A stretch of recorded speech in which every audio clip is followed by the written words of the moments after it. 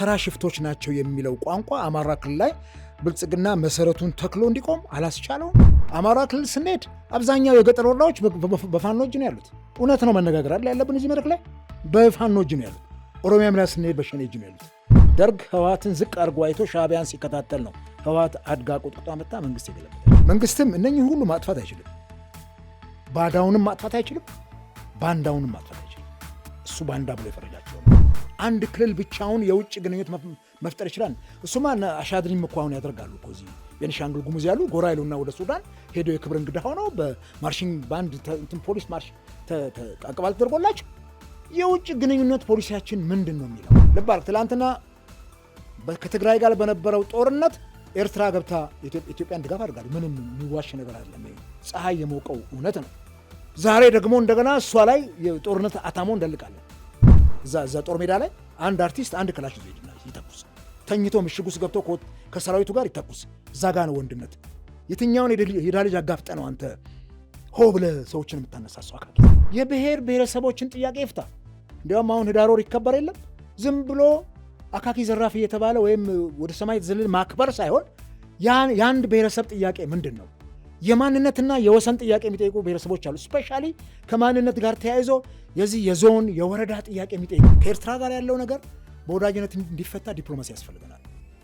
ዲፕሎማሲያችን ምን ይመስላል የሚለው ነገር ጡረታ መውጫ እንደሆነ ማንም ሰው ያምናል፣ መንግስትም ያምናል። እዛ የቅንጅት ሰዎች እንደዛ የባህር በርን ጉዳይ ሲጠይቁ እንደ ዶክተር ያዕቆብ አሰብ የማናት የሚል መጽሐፍ ጽፈው ሲሞግቱ ኢትዮጵያውያን በመቶ ሺህ የሚቆጠሩ ከመላው ዓለም ደሄግ ተፈራርሞ ሲወስዱ የዛን ጊዜ አቶ ሬድዋን እኮ ነገር ልጭሩ ነው የኤርትራ እንትን ነው ሲሉን ቆይተው አሁን ጅቡቲ ትንሽ ሀገር ናት ብለን ነው የምናስበው። ለእኛ ዲፕሎማሲ ከና አሜሪካን ባልተናነሰ መልኩ በጣም በርካታ ነገሮቻችን በጅቡቲ ወደብ ነው ይገባው። ምስጢራችን ሁሉ በጅቡቲ ወደብ ነው። የትጥቅ ኃይላችን ጭምር በጅቡቲ ወደብ ነው ይገባው። ይሄንን ቦታ ላይ በጣም አድምቶ መስራት የሚችል ዲፕሎማት ያስፈልገናል። አሁን ኢትዮጵያ ምርጫ ማስተናገድ የምችልበት ቁመና ላይ ነው የምትገኘው። እንዴት ይመለከቷል? ባጭሩ አንድ ቀን ምርጫ መጥቶ እንደው መርጠን አውርደን በቃ እሱ መርጠን አውርደን የመረጠውን አውርደን ሌላ መርጠን በዚህ መልኩ በሰላማዊ መልኩ ብንቀያየር የት እንደርስ ነበረ? እቺ አገር የት ደርስ ነበር? ኢትዮጵያውያን ምርጫ ተደረገ ምንም ጉዳይ ሳይንስ አይሰጠው ማለት ኢትዮጵያ። ምክንያቱም በምንም ሊያምኑ ፖለቲከኞችንም አያምነንም፣ ፖለቲካ ፓርቲዎችንም አያምንም፣ መንግስትንም አያምንም።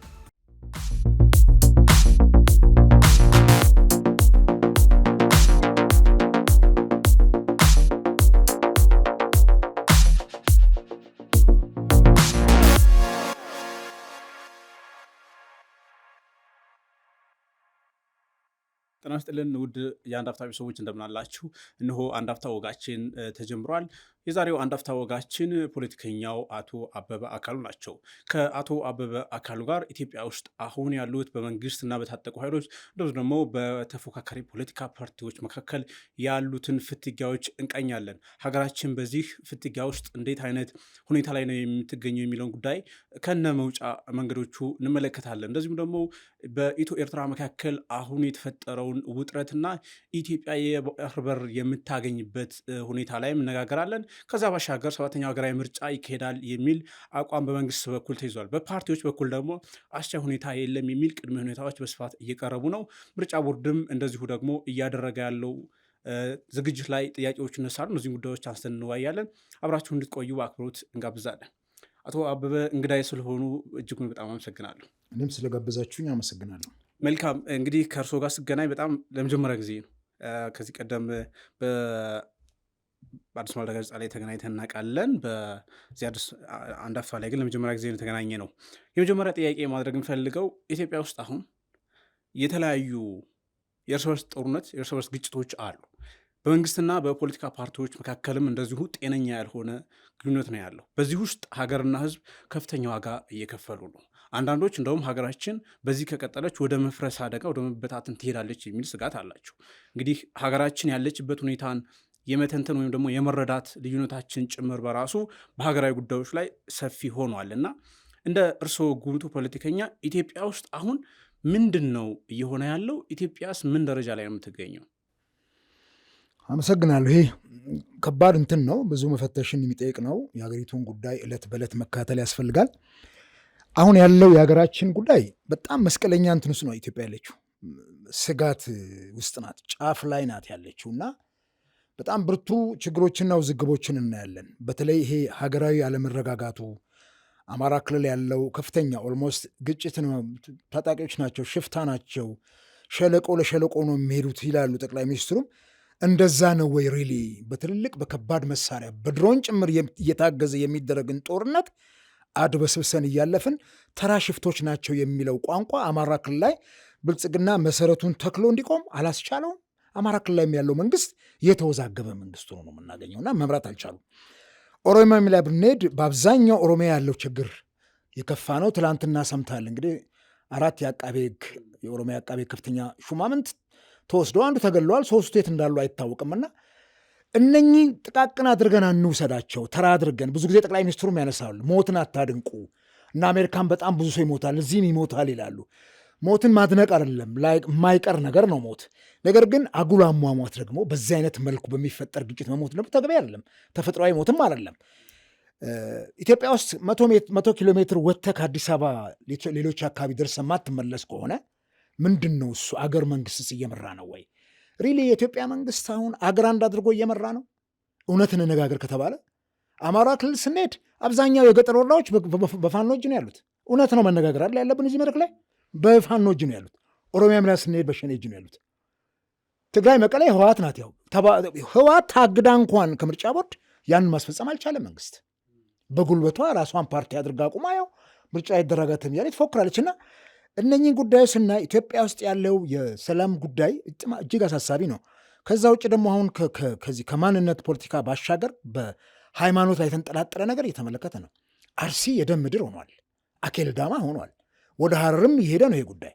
ሰሞኑን ትንሽ ጋብ ብሎ የነበረው ከዚህ ከምርጫው 3 ዓመት ለየት ሆኖ ነው፣ በኋላ እናነሳዋለን፣ የቤኒሻንጉል ጉሙዝ ምርጫና ደህና ነበር። እዛ አካባቢ ያለው ውዝግብ እጅግ የከፋ በጣም ብዙ ኢትዮጵያውያን ያለቁበት ብዙ ሲቪሊያንስ በጅምላ የተቀበሩበት ኤሪያ ነው ያ ኤሪያ አሁን ደግሞ እንደገና ግርሽቶበት በቀደም ለታ ወደ 50 የሚጠጉ ንጹሐን ዜጎች ተጨፍጭፈዋል።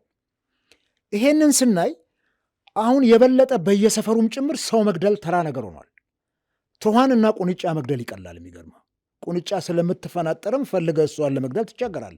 የሰው ልጅ ግን ከቁንጫ ባነሰ መልኩ እየተያዘ ሲገደል ስታየው ወዴት እያዘገምን ነው? አይን ደም ይጠላል። ይሄ ደም እየበዛ ሲመጣ በኋላ ህዝቡ አይጎሽም ወይ? ውስጡ አይቆጣም ወይ? ህዝብ ይቆጣል እኮ። ይሄ ህዝብ የተቆጣ ግን ወዮለት ለዚህ መንግስት። በጣም አደገኛ ሁኔታ ውስጥ ነው የሚያልፈውና እነኚህ ነገሮች የግድ ስርዓት መያዝ አለባቸው። የመንግስት ትልቁ ክፍተት የህግ የበላይነትን ማስከበር አልቻለም። ዶክተር አብይ ስልጣን ላይ ከወጡበት ጊዜ ጀምሮ 7 ዓመት አሳር ስናይ ነበር። ትዝ ይልሃል ስልጣን ላይ እንደወጡ ከዚህ ከአሸዋ ሜዳ ምናምን የተነሳ እንትን የጋሞዎች ጭፍጨፋ በጣም ብዙ ነገር አስከትሎ አዲስ አበባም ተወሮ ማዕት ነገር አየን። ገና በእግሩ አልቆመም። ጠቅላይ ሚኒስትሩም ገና አልጠነክርም። አራስ መንግስት ነው ብለን እንግዲህ የጀቦና ባብለን እዚህ ደርሷል። 7 ዓመት ደግሞ ትምህርት ቤትም ይብጋበት ነው፣ አጥንትም ሊቆረጥ ይሞክርበት ነውና ከዚህ አንጻር በጣም ትልቅ ችግር አለ። የወሰንና የማንነት ጥያቄ ዛሬም አልተፈታም እኛ ሀገር ላይ። አንዱ ደግሞ ትልቁ ችግር እንደውም በጣም ብዙ የተዳፈኑ ነገሮች አሉ። ጭራሹኑ ደግሞ ሌላ አዳዲስ ነገሮች እየወጡ ናቸው እንጂ የጠቅላይ ሚኒስትሩ የበቀደም ንግግር ድሬዳዋ የኦሮሚያ ናት የሚለው አካል በዛ ደረጃ በፓርላማ ከአንድ መሪ ሲገለጽ ችግሮች እዛ እንዳሉ የታወቀ ያበጠ ነገር የተቀበረ ፈንጂ እያለ አምተ ስታፈነዳውና ከሳቸው አንደበት ሲወጣ ሊፈጥር የሚችለውን ችግር አስብ። ከኔና ከአንተ ተራ ሰዎች ነን እኛ፣ ምንም አይደለም። ከኔና ከአንተ እኔ እዚህ ሚዲያ ላይ አሁን የማወጣው ነገር ተራ ነገር ነው፣ በሀገር የሚገለብጥ አይደለም። የእሳቸው ንግግር ግን አደገኛ ነው። ስለዚህ አንድ ጠቅላይ ሚኒስትር መናገር የሚገባውን ነገር በአግባቡ ማሰብ አለበትና የተፈጠረውን እንትን እናያለን። እነኚህ ችግሮች አሁንም አልበረዱም። የወልቃየት ጉዳይ ጥሩ ጆከር ሆኗል፣ መቆመሪያ አይታል። ትላንትም የአልጀዚራው ጋዜጠኛ ለጌታቸው አንስቶለት ነበር። ጥሩ መቆመሪያ ነው የሆነው። በህወሓትና በፌዴራል መንግስት መካከል ያለውን እንትን በአማራ መካከል ያለውን እንትን ለማራገብ ጥሩ መቆመሪያ ነው። የወልቃየት ጉዳይ ያልተፈታ ችግር ነው። እንደምታውቀው የዚህ የፕሪቶሪያ ስምምነት አለመተግበር ችግር ነው። ህወሓት የተቀበረ መሳሪያዋን እያወጣች ነው፣ እያሳየችን ነው። ምን የመሳሰለ መሳሪያ 20 ዓመት የቀበረችውንና ይሄንን በደንብ አድርጎ ፈትሾ መንግስት አቅሙን አይቶ የህግ የበላይነትን ማስከበር የማይችል ከሆነ ከዚህ ሱሉልታን ለማለፍ የምትቸርገውንና ሱሉልታ የቤተ መንግስት ጫፍ ላይ ያለ ስርዓት ማስከበር ካልቻልክ፣ መንግስት እነኚህ በየቦታ ያሉ ግድያዎችን ማቆም ካልቻለ፣ የሚታፈኑ ዜጎችን መከላከል ካልቻለ፣ እየታፈኑ ገንዘብ የሚጠየቅባቸውን ማስተካከል ካልቻለ፣ ሾፌሮች ተንቀሳቅሰው የከባድ መኪናም ሾፌሮች የንግድ ልውውጡን ካላሳለጡትና ሾፌሮች እንዲህ የሚገደሉና የሚሰቃዩ መኪና የሚቃጠል ከሆነ፣ ባለሀብቱ ሄዶ ኢንቨስት አድርጎ እንዳይሰራ የሚያግደው ከሆነ የቱ ጋ ነው እሱ አገሪቱ ያለችው የሚለው ነገር በጣም አሳሳቢ ነውና ችግሮቻችን ተባብሰዋል። የመጀመሪያው ነገር ግን ምንም ነገር ለማድረግ ሰላም ያስፈልጋል። እንጀራ ቆርሰን ለመብላት ይችን ኩባያ ውሃ ለመጠጣት ሰላም ያስፈልጋልና እሱን ማድረግ አልቻለም መንግስት። መልካም እንግዲህ እንደዘረዘሩት በጣም በርካታ ጉዳዮች ናቸው ያሉት። በተለይ የሰላም ጉዳይ በመንግስትና በታጠቁ ኃይሎች መካከል እንግዲህ ቀደም ሲል ትግራይ ክልል ውስጥ ጦርነት ነበር። ወደ አማራ ወደ አፋር ተስፋፍቶ 2 ዓመት ገደማ በጣም ከፍተኛ እርስ በርስ ጦርነት ውስጥ ቆይተናል። ኦሮሚያ ክልል ውስጥ ኦልሞስት 5 ዓመት አስቆጥሯል። ቤኒሻንጉል ጉሙዝ እንደዚሁ ቅድም እርስዎ እንዳሉት በጣም ከፍተኛ በቀን በመቶዎች ጭምር ሰዎች የተጨፈጨፉበት ግጭት ነበረ። እሱ በርዶ ደግሞ አሁን እንደገና እያገረሸ ነው ያለው እና ትግራይ ክልልም እንግዲህ ቅድም እርስዎ እንደጠቀሱት ቲፒኤልኤፍ ትግራይን እንደ ዲፋክቶ ስቴት ይዞ ሉዓላዊነትን እንደውም ፕራክቲስ እያደረገ ነው የሚመስለው። ሉዓላዊ ግዛት ምናምን ይላል። በክልል ደረጃ ሉዓላዊነት የሚባል ነገር አናቅም እንደ ሀገር። የኢትዮ ኤርትራን ቦርደርም ከፍቶ መውጫ መግቢያ አድርጓል። እንደዚሁ የውጭ ግንኙነቶችም እያደርጋል የሚባል ነገር አለ እና እነዚህ ነገሮች ባሉበት ሁኔታ መንግስት የሞኖፖሊ ኦፍ ፓወር አለኝ ይላል። ጠቅላይ ሚኒስትሩ ሲናገሩ ኢትዮጵያ ውስጥ በርካታ አካባቢዎች ላይ ሰላም እየሰፈነ ነው፣ ብዙ ነገሮች መስመር ይዘዋል፣ ተስተካክለዋል፣ በአጭር ጊዜ የሚስተካከላል የሚል ነገር ያነሳሉ። መውጫ መንገዱ ተብሎ የሚነሳው ደግሞ መንግስት ከታጠቁ ኃይሎች ጋር ተገቢውንና ሀቀኛ የሆነ ድርድር አድርጎ ሰላም ማውረድ አለበት የሚል ነገር ነው። ነገር ግን በመንግስት የሚሆን በታጠቁ ኃይሎች መካከል ይህን አይነት ኮሚትመንት በግልጽ አናይም። በዚህ መካከል ህዝቡ በጣም ከፍተኛ ዋጋ እየከፈለ ነው። እንግዲህ ሰዎች በማንነታቸው እንደዚሁ ደግሞ በጦርነት መካከል በከባድ መሳሪያ በድሮን ጥቃት የሚያልቁት በዚሁ ጉዳይ ነው እና የመንግስትንና የታጠቁ ኃይሎችን አሁን ላይ ያለውን ፍትጊያ እንዴት ነው የሚመለከቱት? ምናልባት የመንግስትና የፋኖን የኦነግ ሸኔና የመንግስት እንደዚሁም ደግሞ የቲፒኤልኤፍም ለይተው ሊመለከቱ ይችላሉ አንድ ባንድ። ኦኬ እንግዲህ መንግስት ከታጠቁ ኃይሎች ጋር የገባበት ፍትጊያ አገርን እያናወጠ ነው ያለው። የመንግስትና የታጠቁ ኃይሎች ኢሹ ብቻ አይደለም፣ የህዝብ የአገር ኢሹ ነው። ምክንያቱም ጥርስህን ሲያምህ ሁለመናህን ያምሃል፣ ጣትህን ሲያምህ ሁለመናህን ያምሃል እና የአንድ አካባቢ የታጠቀ ኃይል ጉዳይ ብቻ አይደለም። የታጠቁ ኃይሎች በየቦታው አሉ። እነኚህ የታጠቁ ኃይሎች በየቦታው አንድ ዓላማ ያላቸውም አይደሉም፣ የተለያየ እንትን ነው። በነገራችን ላይ ይሄን ችግር የፈጠረው ገና ከመነሻው እንግዲህ የእኛ ኢትኒክ ፌዴራሊዝም የፈጠረብን ያመጣብን ጣጣ ነው። ህወሓት ያነበረችብን የዘር ፖለቲካ ጣጣ ነው።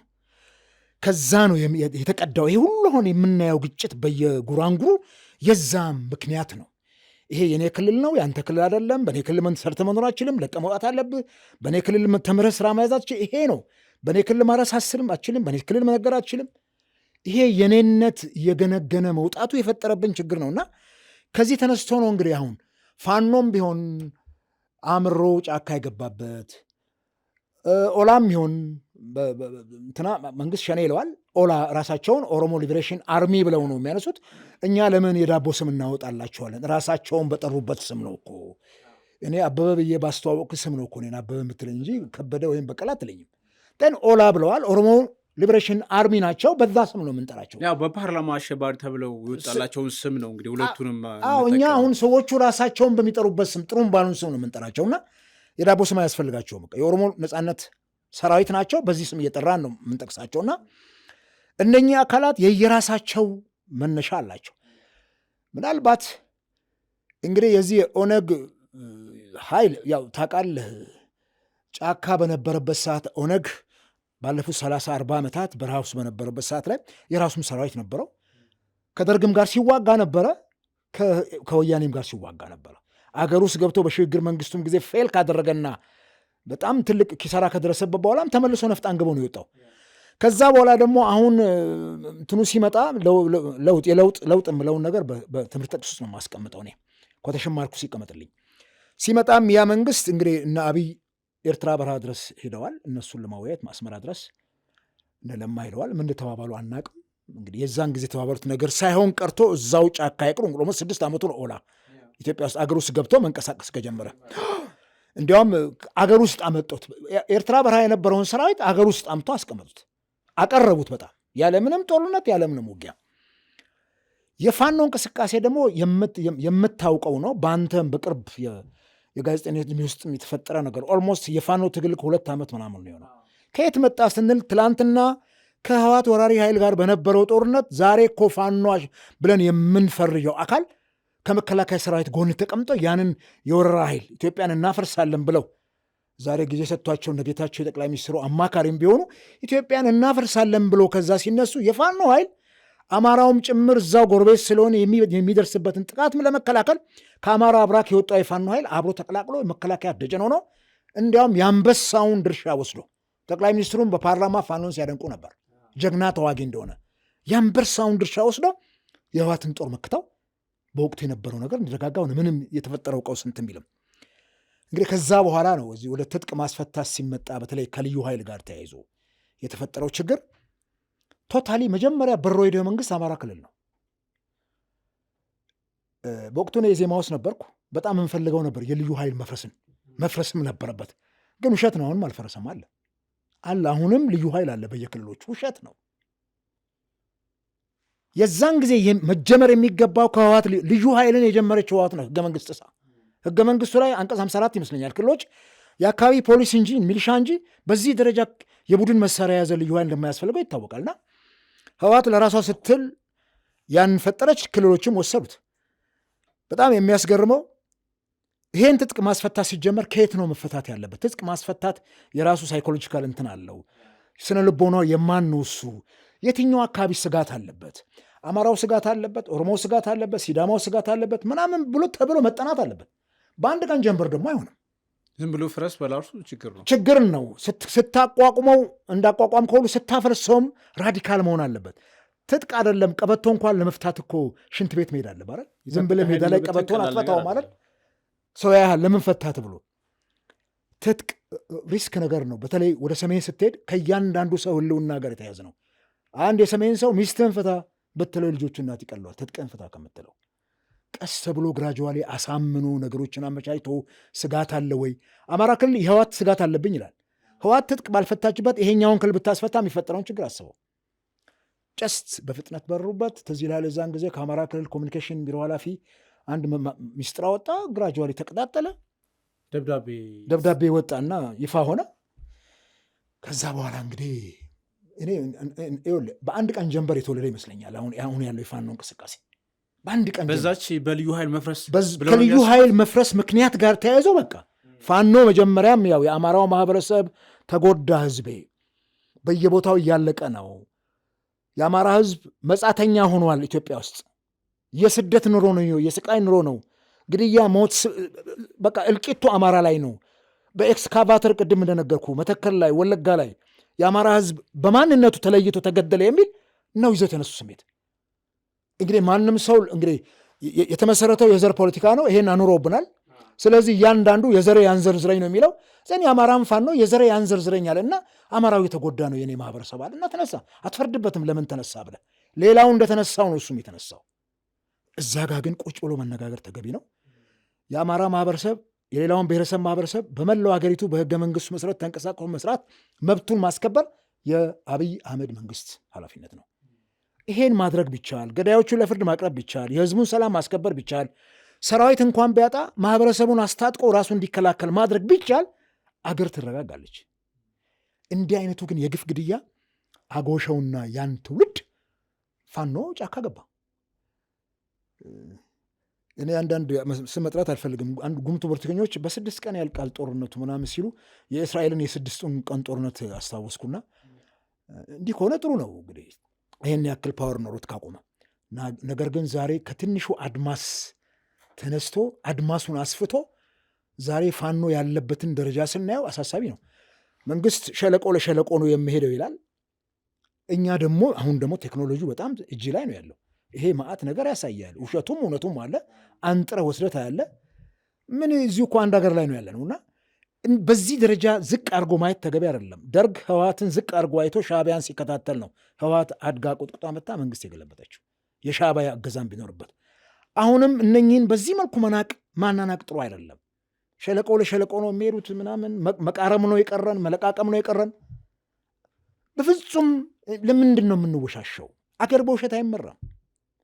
ስለዚህ እውነቱን አፍርጠን እየተነጋገር ከዛ በኋላ ምን እናድርገው የሚለውን ነገር ነው መነጋገር ያለብን። እዚሁ አንድ ጥያቄ ላንሳ፣ እሱንም እንመለከተዋለን።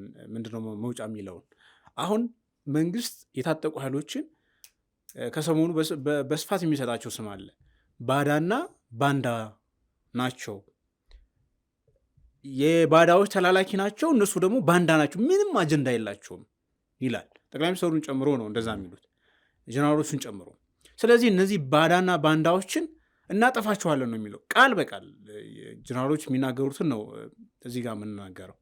ቃል በቃል እናጠፋቸዋለን ይላሉ። የታጠቁ ኃይሎች ደግሞ መንግስትን አሁን ተባብረንም ቢሆን እንገለብጠዋለን የሚል ነገር እያመጡ ነው። እንገለብጣለን እያሉ ነው። እንደ እርስዎ እንደ አንድ ጉዳዮችን በደንብ በጥልቀት እንደሚገመግምና እንደሚከታተል ፖለቲከኛ መንግስት እነዚህም ባዳና ባንዳ ያላቸውን ኃይሎች ማጥፋት ይችላል? የታጠቁት ኃይሎችስ መንግስት መገልበጥ ይችላሉ? መገልበጥ ከቻሉ ምን ይፈጠራል? መንግስትስ አጠፋቸዋለሁ ካለ ሪሊ ምንድን ነው ሀፕን ሊያደርግ የሚችለው የሚለውን እንመልከትና ወደ መውጫ መንገዱ እንሄዳል።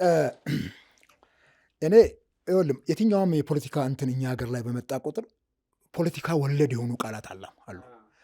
ደርግ ዘመን ፖለቲካ ወለድ ቃላት አሉ፣ እንደነ አብዮት የመሳሰሉ በጣም በርካታ ቃላትን ታገኛል። ወደኋላ ሄደ እንደ ጋዜጠኛ፣ እኔ ደግሞ እንደ ቋንቋ መምህርና ተማሪ ኢህአዴግም ሲመጣ በህወሓት ዘመን ፖለቲካ ወለድ የሆኑ የዛን ሰሞን ቃላት አሉ። በነገራችን ላይ በቋንቋ አስተምሮ በቋንቋ ትምህርት ቃላት በተለያየ መልኩ ይመጣሉ፣ ወደ ቋንቋ ይገባሉ። አንድም በአንድ ወቅት ላይ የሚፈጠሩ ቃላት ወደ ቋንቋ ይገቡና የመዝገበ ቃላቱ አካል ይሆናሉ። ከኢመደበኛ ቃልነት ወደ መደበኛ ቃልነት ይለወጣሉ። እንዲህ አይነት ነገሮችን ስናይ ቆይተናል። ደርግ ጉቦ ይል የነበረውን ኃይለሥላሴ ዘመን ላይ እጅ መንሻ ሲባል የነበረው በደርግ ጉቦ ተባለ፣ በኢህአዴግ ዘመን ደግሞ ሙስና ተባለ። እነኚህ ወርዶች ይመጣሉ ወደ እንትኑ እና እኔ ባዳና ባንዳ ደግሞ የሰሞኑ ቃል ነው። አሁን ሰሞኑ ነው የመጣው ነው። ከዚህ በተለይ ከቀይ ባህር ጥያቄ ጋር ተያይዞ ነው። ማን ነው ባዳ ማን ነው ባንዳ? በምን ትለያቸዋለህ? ማንነት በቋንቋ ነው የምትለየው እኮ። መቼም በደም የሚለይ ኦሮሞነት፣ በደም የሚለይ አማራነት የለም። በዲኤንኤ ተመርምረህ አታገኘውም ዘርህን። ምናልባት ዘርህን ቋንቋ ከመናገር ልታመለቀው ትችላለህ፣ ወይም ከስም ጋር ካላያያዝከው። ስምም ቢሆን ማንነታዊ መገለጫዎች አሉ፣ ባህሉ ምኑ ወጉ ምኖ ምን አሉ። ባዳ ማን ነው? መሪዎቻችን እከሌ ባዳ ነው እከሌ ባዳ ነው ሲሉ፣ ባዳ የሚለው ትርጉም እኮ የስጋ ዝምድና የሌለው ነው። በኖርማል ቃሉ አንተ አሁን ለእኔ ዘመድ አይደለም፣ የስጋ ዝምድና ስለሌለን እከሌ እኮ ባዳ ነው፣ ባዳ ይስማው ይባላል። ኖርማል ፍቺው ያ ነው። ያው እንግዲህ የውጭ ኃይሎች እንደማለት ነው። በመንግስት አገላለጽ ለምሳሌ ግብፅ፣ ኤርትራ ይጠራሉ። የስ ባዳ ናቸው። ባንዳ ደግሞ የሚለው ውስጥ ያለውን የነሱ የባዳዎቻችን የትሮይ ፈረስ ናቸው ነው የሚል እንትን ያላቸው። እዚህ ቦታ ላይ መንግስትን ይሄን ልክ አይደለህም ብሎ የሚከራከር ሁሉ ባንዳ ነው ብለህ የምትፈርጅ ከሆነ ይሄ ተገቢ አይደለም። ልክ ነህ የሚልህን ሁሉ እንዴት ባንዳ ነው ትለዋለህ? በነገራችን ላይ በፖለቲካ ዓለም ውስጥ ዘላቂ ወዳጅ ዘላቂ ጠላት የለም። ትላንትና ወዳጅ ከነበርናቸው ጋር ዛሬ እንጋጫለን። ምን እኮ ምን በዶክተር አብይ እኮ ዘመን ከኤርትራ ጋር ሽር ጉድ ተባብለን እኮ በደቂቃ ውስጥ እኮ ወደ ባዳነት ተቀየርን። ጥሩ ዘመድ ሆነን ነበር። ስለዚህ እነኚህ ወርዶች መንግስትም እነኚህ ሁሉ ማጥፋት አይችልም። ባዳውንም ማጥፋት አይችልም፣ ባንዳውንም ማጥፋት አይችልም። እሱ ባንዳ ብሎ የፈረጃቸውንም ሪል የሆኑ የዚህ የባዳዎቹ ተላላኪ ባንዳዎችም ካሉ እንዲህ በቀላሉ ያጠፋቸው። ሁለተኛ ለነፃነቴ ይታገላሉ የሚልን አካል ዝም ብለህ አትፈርጀውም እየወሰክ እየለጠፍክ። ይህን ጥንቃቄ ማድረግ ያስፈልጋል። ምክንያቱም ቃላት ጉልበት ይሰብራሉ። ቃላት ስሜትን ሰርስረው ገብተው ይጎዳሉ፣ እንድትማረር ያደርገዋል። ቃላት ከጥይት በላይ ነው። ስለዚህ እነኝን በአንድ ጊዜ መንግስት የማጥፋት አቅሙም የለውም። ይሄን ማሰብ ተገቢ ነው የሚሆነው። አሁን እንደው ከታጠቁት ኃይሎች በተጨማሪ የተለየ ሀሳብ ካመጣ ወይም ደግሞ እንግዲህ የሀሳብ ዳይቨርሲቲ የሚመስሉ ይዘቶችን ይዞ የመጣ ሰው እንደውም ባንዳ ይባላል አያለው። እንግዲህ አይ ነው እሱ አሁን ይሄ እንደ አይነት ቃሎች የመጉዳት አቅም አላቸው የሚለውን ነገር ስላነሱ ነው።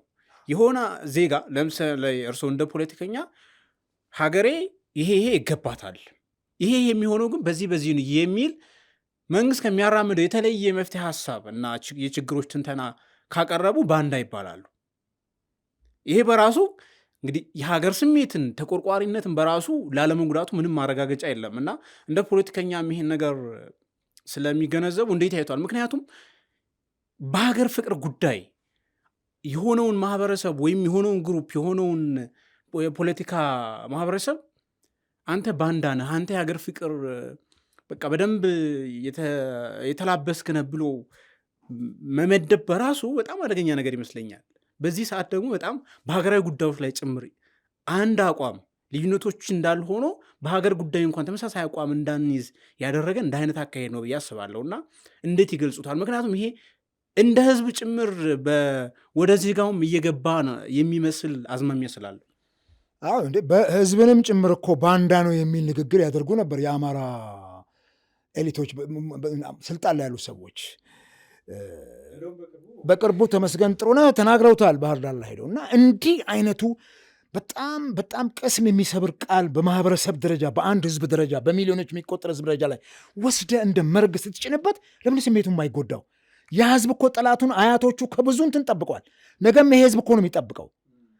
ከሱዳን ጠረፍ ጀምሮ እኮ ያ ማህበረሰብ አገሩን ሲጠብቅ የቆየ ህዝብ ነውና ለምንድን ነው እሱ በዚህ ደረጃ ይሄን ህዝብ ቅስሙን በቃላት የምትሰብረው?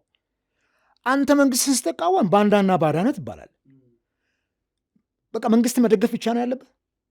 ለእኔ አንዳንድ ጊዜ መንግስት ራሱ በውስጡ ያሉ ሰዎች ባንዳና ባዳ ናቸው። ራሳቸው ሹማምንቱ ህዝብን ከመንግስት ጋር የሚያጣሉ ስለሆኑ በአግባቡ የህዝብን ስነልቦና በደንብ መርምረው የህዝብን ፍላጎት ስለማይመሩት ባንዳ ናቸው እነሱ። የመግባት ከህዝብ ጋር ደግሞ ሁሉ ውስጥ አትገባም። ሆይ ያልክ ብትጮህ ምን ታመጣለህ? ህዝብ ነው። ጎርፍ እኮ ነው ህዝብ፣ ሰደድ እሳት ነው፣ ማዕበል ነው።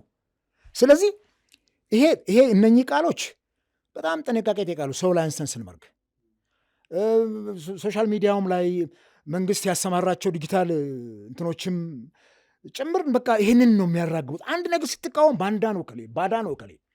እኛንም እኮ እንዲህ ኢንተርቪው ስናደርግና ባንዳ ናቸው ይሉናል እኮ። እና ይሄ ጥሩ ቃል አይደለም። ከዚህ መውጣት አለባቸው። ከዚህ በዘለለ ቅድም ያን ያሳውን አንድ ነገር ወደ ውስጥ ልየውና ወደዛኛው ወደ መውጫችን ብንሻገር መንግስትና በታጠቁ ኃይሎች መካከል መሆኑ የሚገባውን ነገር ከማውራታችን በፊት ስለ ህወሓት አንድ ያነሳው ጉዳይ ነበር። የውጭ ግንኙነት ያደርጋሉ፣ ዛሬም ያደርጋሉ። ትዝ ይልህ እንደሆነ በጦርነቱ ወቅት ላይ ኢትዮጵያን እናጠፋለን ብለው እነ ጌታቸው አታሞ ደልቀው በመጡ ሰዓት ላይ እነ ደብረ ጽዮን የአሜሪካን አምባሳደሮች ይሄዱ አልነበር እንደ ኤርትራ ድረስ ትግራይ መቀሌ ድረስ በደንብ የሚገርመው ከውጭ የመጡ ልኡካን ቡድን ምንም እዚህ መንግስት እንትን ሳያደርጉ ይሄዳሉ። ቀጥታ ሄደው እንደ አንድ መንግስት እኮ ነው የሚቆጠሩት። እና አቶ ጌታቸው ረዳ የዛሬ ነው ያደርገውና እኮ የዛን ጊዜ እኮ ቀጥታ ከውጭ ዲፕሎማቶች ጋር እኮ ኮንታክትን ይነጋገሩ ነበረ። መነጋገራቸውንም በትዊተር ገጻቸው ያሳውቁን ነበረ። በአንድ ሀገር ሉዓላዊነት ላይ ከዚህ በላይ መቀለድ አለ እንዴ? አንድ ክልል ብቻውን የውጭ ግንኙነት መፍጠር ይችላል? እሱማ አሻድሪም እኮ አሁን ያደርጋሉ እኮ እዚህ ቤኒሻንጉል ጉሙዝ ያሉ ጎራ ይሉና ወደ ሱዳን ሄደው የክብር እንግዳ ሆነው በማርሽንግ ባንድ ፖሊስ ማርሽ አቀባበል ተደርጎላቸው። የውጭ ግንኙነት ፖሊሲያችን ምንድን ነው የሚለው? በአንድ የፌዴራል መንግስት ጥላ ስር እኮ ነው መሄድ የሚገባው የውጭ ግንኙነታችን። እና ይሄንን ህወሓት በፊትም ይደረግ ነበር። ይሄንን ስታይ ደግሞ የምዕራባውያን ናቸው ለህወሓት የልብ ይሰጡት፣ ምንም ጥርጥር የለውም። ያን ያሸነፍነውን ጦርነት እኮ እንደገና እየመላለስን እንድንዋጋው ያደረጉን እኮ ያ ሁሉ ህዝብ አልቆ እኮ እነሱ ናቸው እንጂ ህወሓትን እኮ ከቦታው ማስወገድ ይህን ያክል ከብዶ አልነበረም። በሰዓቱ ያለቀ ጦርነት እንደገና የሚያስጀምሩን ምዕራባውያን ናቸው። አሁንም ነገ ምን እንደሚያመጡብን አናቅም ምዕራባውያንና ይሄንን የእኛ መንግስት ተነስተው ከቦሌ ኤርፖርት ወደ መቀሌ ሲሄዱ በዛ ወቅት ላይ የውጭ ዲፕሎማቶችን ለምንድን ነው የምትሄዱት? ምን ነው ችግሩ? መጀመሪያ ከእኛ ጋር ተነጋገሩ። እዚህ እኛንን ዲፕሎማሲውን ረን የምናደርግ በፌዴራል ደረጃ ነው እንጂ ክልሎች የውጭ ግንኙነት ማድረግ አይችሉም የሚል እንትን ማስቆም የሚገባው መንግስት ነበረ። ይህን ማድረግ የሚገባቸው የውጭ ጉዳይ ሚኒስትሮች ከአቶ ደመቀ መኮንን ጀምሮ እስከ ጊዴን ጢሞቴዎስ ድረስ ያሉት እነኚህ ነበሩ ማድረግ የሚገባቸውና ይሄ አንዱ ራስ ምታት ነው። አሁንም ክልሎች በግላቸው እዛም እነ ሙስጠፌ ከሶማሌ ክልል ጋር ከሶማሌ ላንድ ጋር ምናምን አፋርም ከሆነ እንትን ጋር እንዲህ የሚደረግ ከሆነ አደጋው አገርን ይበጣጥናል፣ ይቆራርሰናል። ሁሉም ራሱን እንደ አንድ ሀገር ይመለከታል። ህወሓት ቅድም ብለዋል፣ አንተ አንስተዋል እና ራሳቸውን የመገንጠል ሀሳብ ስላለ እኮ ነው። ከቀድሞ ጀምሮ ሉዓላዊነት ይላሉ። የትግራይ ሉዓላዊነት የኢትዮጵያ ሉዓላዊነት ነው ያለው። ሉዓላዊነት እኮ እንደ አገር ነው የሚታየው፣ እንደ ክልል አይደለም። ክልል ላይ እኮ ያለው ነገር ወሰን ነው፣ ተራ ነገር ነው እኮ። በአካባቢው ማህበረሰብ ሶሻል ኢንተራክሽን የምትፈጥረው ግንኙነት ነው። ይሄ ሉዓላዊነት የሚለው ነገር ግን በአንድ ክልል ደረጃም ከመጣ የመገንጠል በእርግጥ ኢታማጆር ሹሙም መሳሪያውን አስረክቡና ተገንጠሉ ብሏቸዋል በህገ መንግስቱ መሰረት። ይሄ ደግሞ በጣም ከባለስልጣኖቻችን ብዙ ሚዲያ ላይም ተችቻለሁ። የማንጠብቀው ንግግር ነው። ለምንድን ነው የምንገነጥለው? ኢትዮጵያን ስልጣን ላይ የወጡት አገር ሊገነጣጥሉ ነው እንዴ? አገር አንድ አድርገው ሊመሩ እኮ ነው። አንድ አድርገው ዛሬ እኮ የተገነጣጠሉ አገሮች አንድ የሆኑ እያየን ምንድን ነው ተገንጠሉ ብለን የምንላቸው? ተገንጥሎ ማን ብቻውን ይኖራል? ኢትዮጵያ ውስጥ ተገንጥሎ መኖር ይቻላል? የትኛውም ሀገር ሰላም አግኝቶ አይንዘው እነግርሃለሁ። አብሮ በጋራ መኖር ነው የሚያዋጣን ኢትዮጵያ ውስጥ። ይህም ብዙ ጊዜም ጠቅላይ ሚኒስትሩ ከአንጀታቸው ይሁን አላውቅም ይናገሩታል። ግን ደግሞ አንዳንዴ ባለስልጣናት ከፈለጋችሁ ሂዱ ብለው የሚናገሩት ነገር ደግሞ ማለት የትም ሀገር ላይ እንደዚህ አይነት ነገሮች የፈለገው አለመግባት ይኑር ተገንጠሉ የሚል ነገር ግን እሱ ልክ በጣም ከባድ በጣም ትልቅ እንትን ነው እና አሁን የትግራይ ማህበረሰብ የትግራይ ልሂቃን የትግራይ ምሁራን ውስጥ ምንድን ይፈጠረው? በቃ ፌዴራል መንግስት አልፈለገንም። በኤታማዦር ደረጃ ያለ ሹማምንት ሂዱ ተገንጠላችሁ ብሎናል። በቃ ፕሮሰስ እናድርግና እንገንጠል ብሎ ቢሉ ምንድን ነው የሚፈጠረው?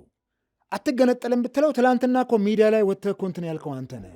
ህገ መንግስቱም የመገንጠል እንትን ይስጠኛል አንቀጽ 39 ሪፈረንደም አድርገን እንገነጠላለን። ይሄ በጣም አደገኛ ነውና አንዳንድ ጊዜ ለዚህ ነው ቅድም ያልኩ ቃላት በጣም አጥንት ሰርሳሪ ናቸውና ስሜታዊ የሆነን እንኳን የምንናገራቸውን ቃላት በተለይ የመንግስት ኃላፊነት ላይ ሹመት ላይ ህዝብን በመምራት ላይ ያሉን ሰዎች በጣም መጠንቀቅ የሚገባን እሱ ነው። እንግዲህ ይሄን ያክል ካልን ይሄንን የታጠቁ ኃይሎችና መንግስት እስከምን ይዘልቃሉ? እንደዚህ እየተዋጉ እስከየት ድረስ ነው የሚሄዱት? እንግዲህ እንዲህ የሰፋ የሚመጣ ከሆነ አድማሱን ካሰፋ ይሄ ግጭት ተኩስ ነበረ ውጊያ ነው ይባል ነበር። ያው ውጊያ የተወሰነች ነገር ናት። ከዛ ወደ ተኩስ ተለውጧል። አሁን የተኩስ ልውጥ ይደረጋል። ውጊያ አለ ምናምን። አሁን ትንሽ ሸማቂዎች ናቸው ምናምን ይባላል አይደለም። መንግስትም እኮ በድሮን ጭምር እየታገዘ በአየር ኃይል ጭምር እየታገዘ በታንክና መድፍ ጭምር እየታገዘ በዘመናዊ መሳሪያ የታገዘ እንደሚዋጋ እያሳየን ነው እኮ ያለው። በዚህ ደረጃ በትልልቅ የጦር እንትን እግረኛ ጦር እንዲህ እየተዋጋ እንደ ተራና የተልከሰከሰ ሽፍታ መቁጠር የለብም። ለምንድን ነው የምንወሻሸው? በቃ የለየለት ጦርነት ገብተናል። ቁጭ ብለን አስበን እንዴት አድርገን እንውጣ? አገሪቱ ለጦርነት የምታወጣው ገንዘብ ኢኮኖሚው ህዝቡን ጦም እያሳደረው ነው። ትውልዱን እየገደለው ነው። ትምህርት ቤቶች፣ የጤና ኬላዎች እየወደሙ ናቸው። በጦርነቱ የማይማር ትውልድ እየፈጠርን ነው። ዓለም ወደ ስልጣኔ እየሄደች እኛ ወደኋላ እየሄድ ነው። ኢትዮጵያ ውስጥ ደግሞ ሁሉም ክልሎች እኩል የማያድጉ ከሆነ የሚነሳው ውዝግብ የከፋ ነው የሚሆነው። አንዱ አካባቢ ላይ ጦርነት ሆኖ ትውልዱ የማይማር ከሆነ፣ አንዱ አካባቢ ላይ ደግሞ ሰላም ሆኖ አንጻራዊ ሰላም ኖሮ ትውልዱ እየተማረ ከቴክኖሎጂ ጋር የሚገናኝ ከሆነ ኋላ ላይ እነኚህ እንደባልቆ አንድ ላይ ለመምራት ችግር ነው የሚሆነው። ያ ትውልድ እንደገና ጥያቄ ያነሳል። እኔ ክልል ላይ ጦርነት ተፈጥሮ ያን ጦርነት አስፍተው እኔ እንዳልማል አድርገኛል ይዋል።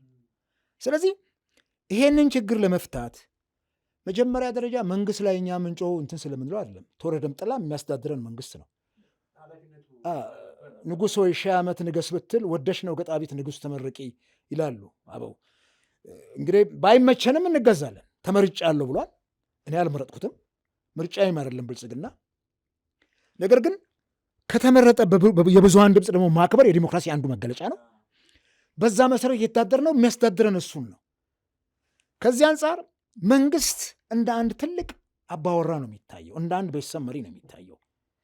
የታጠቁ ኃይሎች አኩርፈው ነው የታጠቁት። ምንም እኮ የለም። ትውልዱን አብረው የነበሩ ለእሱ ስልጣን መረጋጋት ጉሮሮ ለጉሮሮ ሲተናነቁ የነበሩ ናቸው ከህዋት ኃይሎች ጋር፣ ከህዋት ወራሪ ኃይል ጋር ምን ጥርጥር አለው? ይሄን ያክል የተወደሱ ሰዎች ናቸው ዛሬ እንደገና አፈሙዝ አዞሩ። ልብ አድርግ፣ ትላንትና ከትግራይ ጋር በነበረው ጦርነት ኤርትራ ገብታ ኢትዮጵያን ድጋፍ አድርጋለች። ምንም የሚዋሽ ነገር አለ? ፀሐይ የሞቀው እውነት ነው። ዛሬ ደግሞ እንደገና እሷ ላይ የጦርነት አታሞ እንደልቃለን። እነኚህ ነገሮች ስናይ ትላንትና ወዳጅ ነበሩ፣ ዛሬ ደግሞ ወደ ጠላትነት ለመቀየር ደግሞ ፍጥነቱ። ከዚህ አንጻር መንግስት ወደ ሰፊ ሆኖ እነኚህ የታጠቁ ኃይሎች ምንድን ነው ጥያቄያቸው የሚለውን ብዙ ጊዜ ሰዎች ሀገራዊ ምክክር ጋር ያነሱታል። እግረ መንገዱን እሱን ትንሽ አንስቼለፍ። ሀገራዊ ምክክሩ 30-40 ዓመት ሊፈጅ ይችላል። ከሌሎች ሀገሮች ልምድ አንጻር ስንወስድ ረጅም ዓመታት ይፈጃል። በህብረተሰብ ውስጥ ያሉ ስር የሰደዱ ችግሮችን ለመፍታት ነው። ይሄ እኮ አሁን ጊዜያዊ ችግር ነው። ይሄ ጊዜያዊ ችግር ስር ሰዶ ሌላ ዳሜጅ ከመፍጠሩ ፊት እንዴት አድርገን እንፍታው የሚለው በሀገራዊ ምክክር ውስጥ ለጊዜው ማለፍ አይችልም። ምናልባት ወደፊት ይሄ ችግር ሊፈታ ይችላል። አሁን ግን ይሄን ጦርነት ለማቆም ከሀገራዊ ምክክሩ በተሻለ ፍጥነት ችግሩን የሚፈታ አካል ያስፈልጋል። ይሄ ደግሞ ወደ ድርድር ማስኬድ ነው። በገለልተኛ አካል መደራደር ነው። ቁጭ ብሎ መንግስት ለድርድር በሩን ይክፈት እንጂ ምናልባት ታጣቂዎች መሳሪያቸውን አውርደው ወደ ድርድር ምጣ፣ ይሄን ማንም ሰው አያደርገው። ማንም ሰው ታጣቂዎቹ መሳሪያቸውን አውርደው እንትን ብለው አስረክበው ምናምን ወደ ድርድር ኖ እዛ መሳሪያቸውን እንደያዙ በሌላው ገለልተኛ አካል፣ ምክንያቱም ሞክረውታላ እነ ዶክተር አብይ ታንዛኒያ ድረስ ከአንዴም ሁለት እኮ ሄደዋል ከኦላ ጋር ለመነጋገር ማድረግ ነው። ያንን ምንም ከህዝብ ቢደብቁትም ህዝቡን ቢያሳትፉ እኮ ውጤታማ ይሆናል። በካድሬ ብቻ ወይም ለመንግስት ወገናዊ በሆኑ ሹመኞች ብቻ አይደለም መመራት የሚገባው። ማህበረሰቡም ገለልተኛ የሆኑ አካላት የሚሳተፉበት እንጂ የፖለቲካ ሰዎች ብቻ አይደሉም እኮ። እነሱ እኮ በያዝ ያደርጋሉ። ስለዚህ ሁሉም የራሱ ኢንተረስት አለው። ይሄንን ግምት ውስጥ ማስገባት ገለልተኛ በሆኑ አካላት ሰጥቶ በመቀበል መርህ መንግስት ራሱን ለድርድር አዘጋጅቶ ይሄንን መነጋገር ያስፈልጋል። ከኦላም ጋር ከፋኖም ጋር ከዚህ ከቤኒሻንጉል ሙዝ ታጣቂ ኃይል ጋር ከየትኛውም ጋር አካል ቢሆን ቁጭ ብሎ መነጋገር ያስፈልጋል። ምናልባት እውቅና ስጣቸውም ከሆነ ችግሩ የከፋ ሲመጣ እኮ ዓለም አቀፍ አሁን የፋኖ እንቅስቃሴ ዓለም አቀፋዊ እውቅናን እየሰጠ የመጣው የመንግስት ራሱ ነው። በራሱ ጊዜ ለድርድር ክፍት ባለመሆኑ ይታወቃል። ፈረንጆቹ ምን የሚቀራቸዋል? አላየውም? ጌታቸው ረዳን ሲያስጨንቀው ማህዲ የማያውቀው ነገር አለ። እኔ እናንተ የምናውቀውን ነገር እኮ ነው የሚያውቀው። ቴክኖሎጂው እኮ ነው። ጎርጉርህ እኮ ጎግል አድርገህ አንብበህ አንደኛ ሪፖርት አላቸው፣ በየጊዜው ይከታተላሉ። ኤምባሲዎቹ ምን ይሰራሉ? ስራቸው፣ የፖለቲካ አታሼዎቹ ስራቸው አይደል? ስለዚህ ይሄንን ግምት ውስጥ አስገብቶ ቁጭ ብሎ መነጋገር፣ ሰጥቶ በመቀበል መርህ መነጋገር። አንዳንዴ እኮ ተሸንፈህም ታሸንፋለህ። ብዙ ጊዜ እናገራለሁ ይህን ቋንቋና መንግስት በዚህ አይነት መልኩ ቢሄድ የተሻለ ነው። አለዚያ ግን ዘራፍ አካኪ ዘራፍ የትም አያስኬድንም። ባለፈው አርቲስቶቻችንም ይነሱና ከወደቡ ከግድቡ ወደ አደቡ ወደ ወደቡ ነው ከወደቡ ከግድቡ ወደ ወደቡ ተባለ። እኔ በአንዳንድ አርቲስቶቻችን እስቲ እሱ ወንድ ነው አንድ ክላሽ ይዞ ሄድ፣ እዛ ጦር ሜዳ ላይ አንድ አርቲስት አንድ ክላሽ ይዞ ሄድና ይተኩስ፣ ተኝቶ ምሽግ ውስጥ ገብቶ ከሰራዊቱ ጋር ይተኩስ። እዛ ጋ ነው ወንድነት። የትኛውን የድሃ ልጅ አጋፍጠ ነው አንተ ሆ ብለህ ሰዎችን የምታነሳሰው? አካኪ ዘራፍ ይበቃል። እስከዛሬ የተላለቅ ነው አካኪ ዘራፍ በመባል የድሃ ልጅ ማገዶ ነው እንዴ? የእሱ ነፍስ ለማገዶ ነው የተፈጠረችው። እንደ ማንኛውም ሰው እኮ በዚህ ምድር ላይ እኮ በቃ ተብሎ በተፈጥሮ ሞት እስኪሞት ድረስ እኮ የተሰጠው የህይወት ገደብ አለ አይደል? ለምንድን ነው የምንዋደቀው? ለምንድን ነው የምንጋደል? ለምንድን ነው ሆበል ከምንል ቁጭ ብለን እንደራደር፣ እንሸማገል። ሰው ከአባቱ ገዳይ ይታርቃል እኮ ይላል አበው አይደል? ከአባቶቻቸው ገዳይ እኮ ያስታርቃል። እኛም ብዙ ሰው እኮ በእድሜያችን አስታርቀናል፣ ብዙ አይታረቁም የተባሉ ሰዎችን። እና መንግስት ወደ ድርድር ይምጣ። በጣም በአጭር ጊዜ ውስጥ በሶስተኛ ወገን ይደራደር፣ ሰጥቶ ይቀበል። ምንድነው የፋኖ ጥያቄ? ምንድነው የኦላ ጥያቄ? ሌላም ታጣቂ ጥያቄ ምንድን ነው የአንድ ማህበረሰብ ጥያቄ? የዚህ ብሔር ጥያቄ ምንድን ነው? የብሔር ብሔረሰቦችን ጥያቄ ይፍታ። እንዲያውም አሁን ህዳር ወር ይከበር የለም ዝም ብሎ አካኪ ዘራፍ እየተባለ ወይም ወደ ሰማይ ዝልል ማክበር ሳይሆን የአንድ ብሔረሰብ ጥያቄ ምንድን ነው? የማንነትና የወሰን ጥያቄ የሚጠይቁ ብሔረሰቦች አሉ። ስፔሻሊ ከማንነት ጋር ተያይዞ የዚህ የዞን የወረዳ ጥያቄ የሚጠይቁ እነዚህን በደንብ አድምጦ ሁሉም ብሔረሰብ የተሰጠው እንትን እኩል ነው። ሁሉም ብሔረሰብ እኮ እኩል ነው። በቁጥሩ ማነስና በብዛት አይወሰንም። ይወሰናል? አይወሰንም እኮ በኢትዮጵያ ህገ መንግስት ስም ሁሉም ብሔረሰቦች እኩል ናቸው። እንደውም ልዩ ከለላ ይደረግላቸዋል። ቋንቋው እንዳይዋጥ፣ ባህሉ እንዳይዋጥ፣ በሌላው አጎራባች እንትን ልዩ እንትን ይደረግላቸዋል። በቋንቋ ትምህርት ውስጥ እኮ ቋንቋ ይሞታል ስንል በአካባቢው ተናጋሪ ማህበረሰብ ተጽዕኖ ስር ይወድቃል። ያን ቋንቋ በሌላ እሱን ጠብቀህ ታኖረዋለህ እንዲሻገር ቋንቋው። ይሄን ማድረግ የመንግስት ኃላፊነት ነውና ይሄም በማድረግ ችግሩን ከታጠቁ ኃይሎች ጋር መፍታት ነው። ከዛ ውጭ ግን በየቀኑ በጦርነት ብቻ አዋጅ እየነገርንና በመሳሪያና በሰራዊት ብዛት ንጉሥ በሰራዊት ብዛት አይመካ ይላል መጽሐፍ ቅዱስ። ጎልያድን የገደለው በአንድ ጠጠር ዳዊት ነው፣ ምንም መንፈሳዊ ፓወር እንኳን ቢኖርበትም። ስለዚህ አይታወቅም። በጣም የተናቁ ጥቃቅን ቡድኖች ወጥተው የአገር አደጋና ስጋት ይሆናሉ። ይሄን ደግሞ ከህወሓት መማር አስፈላጊ ነው የሚሆነው። አፍሪካም ውስጥ በጣም በርካታ ጎሬላ ፋይተርስ ወጥተው እኮ ትልቅ ተጽዕኖ ፈጣሪ ሆነዋል፣ አደገኛ እንትን ሆነዋል እኮና ይሄን ግምት ውስጥ በማስገባት መንግስታችን ከታጠቁ ኃይሎች ጋር በጊዜ ከወዲሁ ድርድር የሚያደርግበትን ነገር ቢያመቻች ጥሩ ነው። ጦርነት እሳት ነው። እሳት ሰደድ እሳት እየበላ ነው የሚሄደው። ያልደረሰበትን እየደረሰ ነው። ሰደድ እሳት እየሆነ መጥቷል አሁንና ይሄን ማሰብ ተገቢ ይመስላል። መልካም። ሌላው እንግዲህ ለእርስዎ ማንሳት የሚገባኝ ጥያቄ በኢትዮጵያና በኤርትራ መካከል አሁን ውጥረት አለ። እንግዲህ በጠቅላይ ሚኒስትር አብይ አህመድና በፕሬዚደንት ኢሳያስ አፈወርቂ መካከል የነበረው እንግዲህ ከሰላምም ጦርነትም ከሌለበት ድባብ ወጥቶ እንግዲህ ብዙ የወዳጅነት እንግዲህ በጦርነት ውስጥ ከመሳተፍ ጭምር በአንድ ጎራ ወዳጅነቶች ተፈጥረው ነበር። ያ አሁን ወደ ጥላትነት ተመልሶ ተቀይሮ ውጥረት ተፈጥሯል። አሁን በኢትዮጵያና በኤርትራ መካከል ጦርነት ቢቀሰቀስ ኢትዮጵያ ውስጥ ወይም ደግሞ በቀጠናውም አስቸጋሪ ነገር ነው ሊሆን የሚችለው። ስለዚህ ኢትዮጵያ የምታነሳው የባህር በር ጥያቄ አለ፣ ድሮ የሚነሳ ነበር። አሁን በመንግስት ደረጃ አጀንዳ ሆኗል። በአግባቡ መመለስ አለበት፣ ግን አካሄዱ ላይ ልዩነቶች አሉ። በዚህ መካከል ቲፒኤልኤፍ አሁን ትግራይን እንደ ስታትስ ኮ ነው እያስተዳደረ ያለው። የፌዴራል መንግስቱ የለም አያስገባም፣ ልግባም ቢል የሚፈቅድም አይደለም። ለምሳሌ ድንበር ላይ ይግባ ሲባል ነው አይገባም የሚል አቋም ይዞ ነው ያለው እና ድንበሩንም ከፍቶ ይወጣሉ ይገባሉ፣ ከኤርትራ ጋር ወዳጅነት ፈጥሯል የሚባል ነገር ይሰማል። እና ቲፒኤልኤፍ እና የፌዴራል መንግስቱም ውጥረት ውስጥ ናቸው። ፌዴራል መንግስቱና ቲፒኤልኤፍ ዳግም ወደ ጦርነት ከገቡ ባይ ዲፎልት ከኤርትራ ጋር ጦርነት ይኖራል የሚል ነገር አለ። ኤርትራም እንደዚሁ ከፌዴራል መንግስቱ ጋር ከኢትዮጵያ ጋር ግጭት ውስጥ ከገባች ቲፒኤልኤፍ በዛ ወገን ይሰለፋል የሚሉ ትንተናዎችን እንሰማለን። እና በእርስዎ ምልከታ አሁን የኢትዮጵያና የኤርትራ ውጥረት ቲፒኤልኤፍን በመሀል ያለ አንድ ደንቀራ ሆኗል የሚል ትንተና ስላለ እንዴት ይመለከቱታል? ወደትስ ያመራ ይመስሎታል? እንግዲህ በጣም በእኔ የተራ መረዳት የዚህ የኤርትራና የኢትዮጵያ ጉዳይ በምንም መመዘኛ በጦርነት ሳይሆን በድርድርና በውይይት በጥሩ ዲፕሎማሲ ነው ሊፈታ የሚችለው። የዚህ ጂኦፖለቲካውንም ማሰብ ተገቢ ነው የሚሆነው።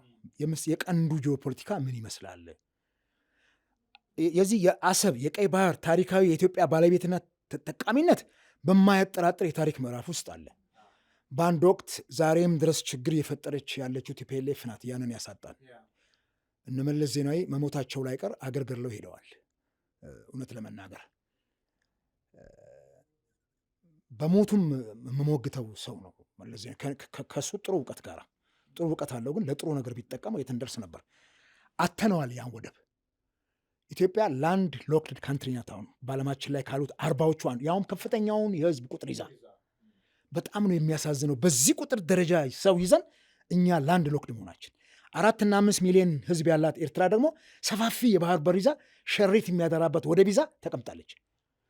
የዲፕሎማሲያዊ ክፍተትና የእልህ መጋባት ነው እንጂ ኤርትራም ያሰበ ወደብን ኢትዮጵያ ካልተጠቀመችበት ምንድን ነው ምን ትጠቀማለች?